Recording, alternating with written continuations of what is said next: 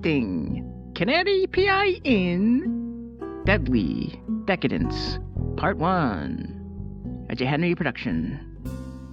Thelma's Thumbtacks, attack a pack and then you attack a stack. Now patriotic, red, white, and blue.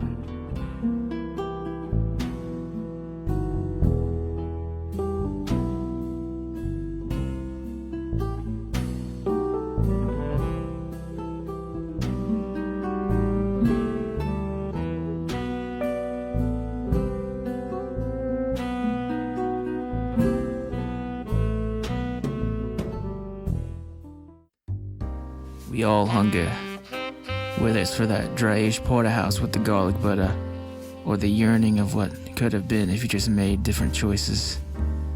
Even the small ones have a way to be the most impactful. Can't change the past. Sometimes can't do a whole lot about the future either, except give it a nudge, when it permits, of course. Well, I guess I gave it a nudge.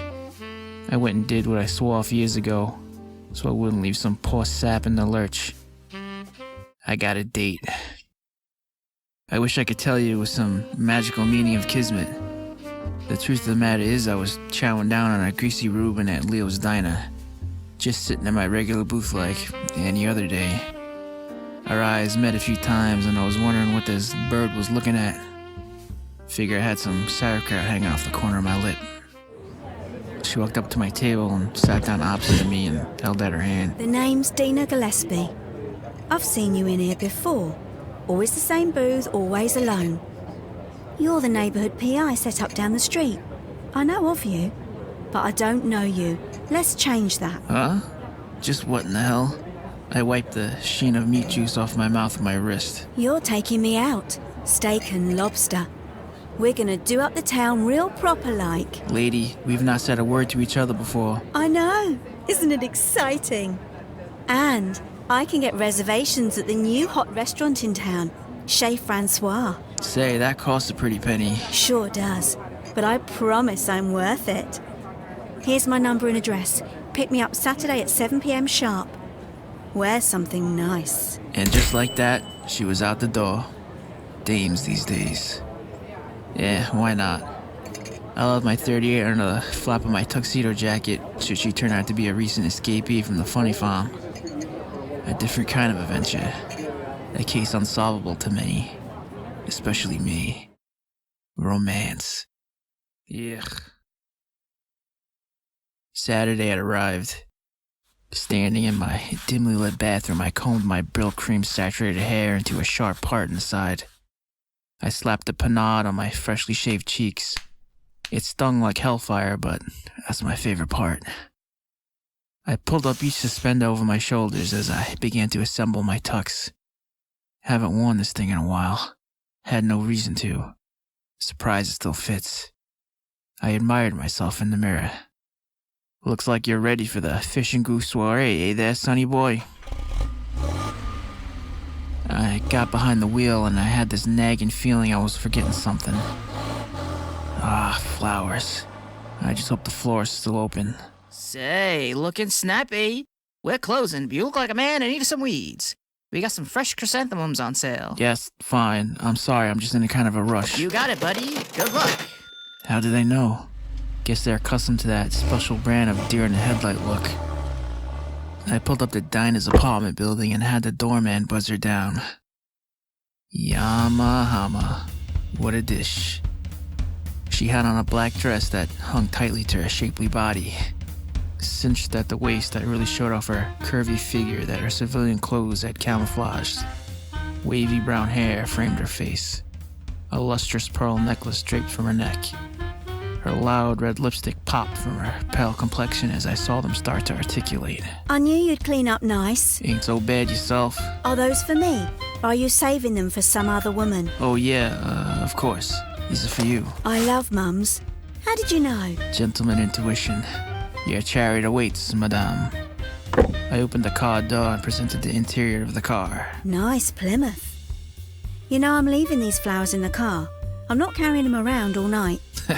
Whatever floats your boat, chickadee. You know, in some cultures, mums symbolise death. Are you trying to tell me something? Maybe. I'll let you know at the end of the night. Touché. pretty, and a sense of humor. We might have something here. We pulled up to Chez Francois. We were greeted by a gaudy sign painted in gold and an ivy-covered exterior. I tipped the valet and he handed me a ticket and in we went.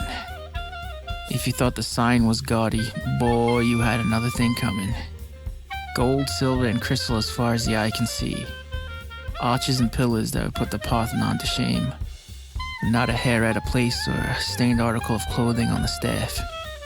There was a small line in front of the Maitre d', and we waited until it was our turn. Yes, sir? Oh, yes. That'll be 2 for Gillespie. His nose was up in the air for half a moment, like we were wasting his time. He dragged his finger down the inside of his ledger, looking almost surprised. Ah, yes. You'll be sat right away. Right this way, please. He clapped his hand twice to alert the waiter. Say, a man can get used to this. She chuckled. We were seated and we looked over the doily framed menu. I just realized that I don't know a thing about you. How'd you even get reservations to a dig like this? You an heiress to a candy bar company or something? Absolutely not. I work for the newspaper. Boss has had me running ragged these past few months. He owes me big. If he thinks a measly reservation is going to get him off the hook, he's got another thing coming. Lots of crime stories, I bet.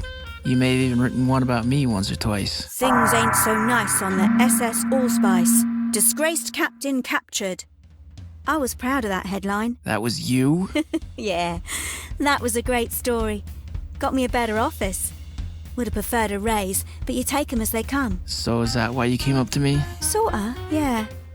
I dunno. I see you there with your head in the paper, looking kinda handsome.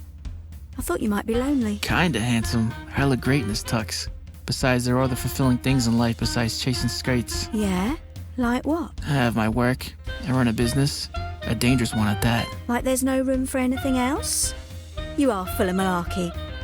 Oh, I guess I should be talking more like a lady in a joint like this. Sir, you positively jest. You're different than the other dames I've come across. I shan't take that as an affront to my womanly honour, thank you. Hey, here comes the penguin to take our order. Good evening.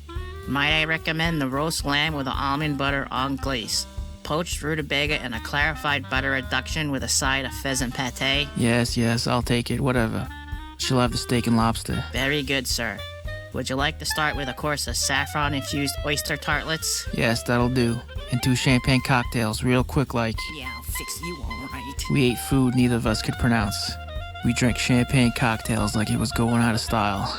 But most importantly, we talked for hours. We even danced, after I protested, of course. Haven't felt this way in a while. I was having a good time.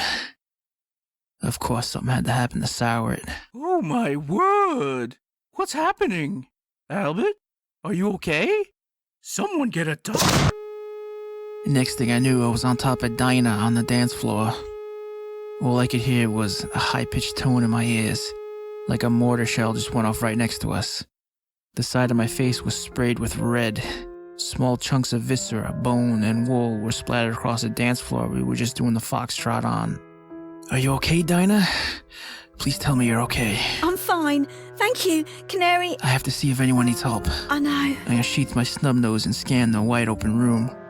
All I could see was hoity-toity patrons scared for their lives.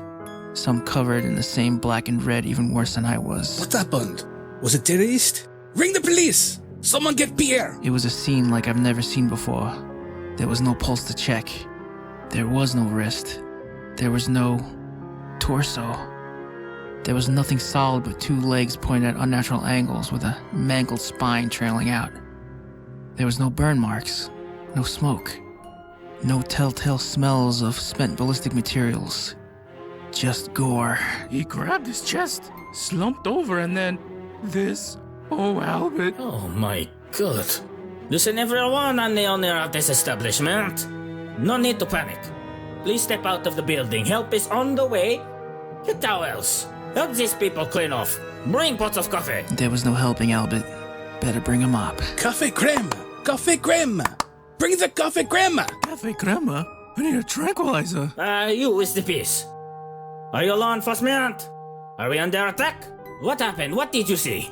I don't think so. I'm a P.I. I was on the dance floor. I didn't hear or see nothing. Happened in a blink of an eye. I wiped the irony liquid off the side of my face with my bare hand and was handed a handkerchief. Come on, Canary. I don't want to be in here. I don't want to see. We waited outside. They brought what was left of that man out in a gurney and loaded him in the back of an ambulance. Now, our investigation might take weeks. Nonsense. We must clean tonight and reopen tomorrow. We have a reservation list a mile long, weeks out. Now listen, son. No, you listen, monsieur. You need to dust your fingerprints. You need to take photos. Then do it. My cleaning staff has a lot of work to do.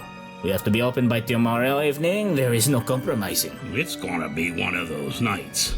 Ugh, I should have been a barber like my brother. Call the station. Get more men down here. They took all our information.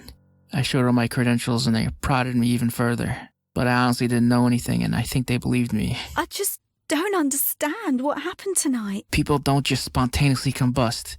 I'm just glad you weren't hurt. Can we please go back to your place? I don't want to be alone tonight. Sure, kid. Everything's gonna be fine. We walked up to my apartment and I let us in. I'm gonna need a drink. I think I got some scotch in the cupboard. Let me get you some clothes. I'll pull them while I get changed. I quickly rinsed my face off in the kitchen sink as I watched diluted pink circle a drain. I must have missed a spot. I brought her clothes out and handed it to her. I don't have much I think that'll fit you, but this is better than nothing. I poured our drinks in mismatched tumblers. I took a quick swig before pouring myself another. She emerged from the bathroom in a baggy button-down and a pair of trousers as she had to adjust up her hips with each step. Hey, looking dapper. I was relieved I can get a chuckle out of her. I handed her the drink. Bring the bottle.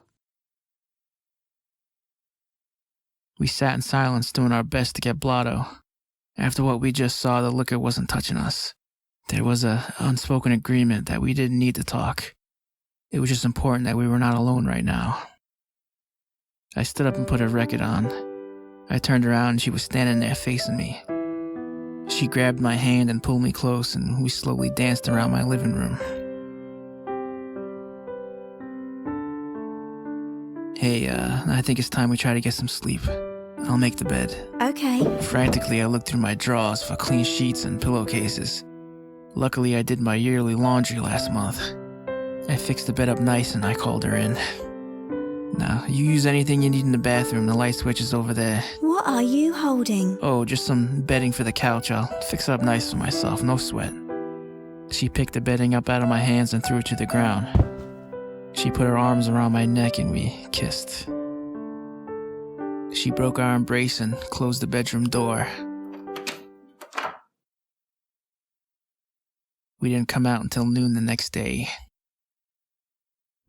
Join us next time for the conclusion with Deadly Decadence, Part 2.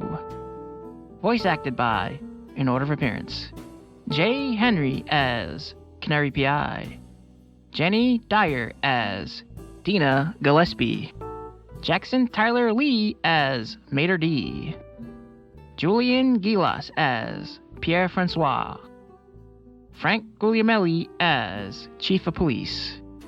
Written, directed, and edited by J. Henry. Music by Pedro Esparza, Kevin MacLeod, and Vivek Abhishek. Further info in the description.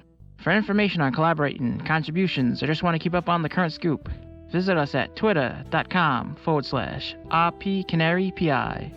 This concludes the broadcast.